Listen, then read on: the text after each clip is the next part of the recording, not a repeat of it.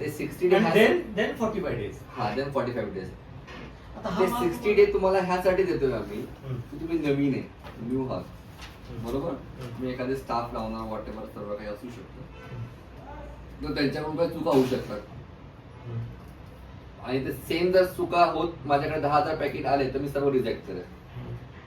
मार्केटमध्ये चालणार नाही तो प्रोडक्ट, मी काय करणार तेव्हा. तर ते झालं नाही पाहिजे, त्याच्यावरती आमचा मेन फोकस असतं. तर असे आम्ही तुमच्याकडून 50 पॅकेट सॅम्पल्स मागवतो. ते चेकआउट झालंय, इथून येस नो आला तर तुम्हाला जे चांगले पॅकेट्स आहेत ते तुम्हाला कंटिन्यू करायचे.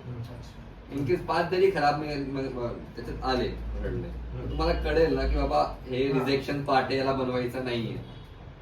मग तिथं तुमचं रिजेक्शन काय होतं, स्टॉप होऊन जातं.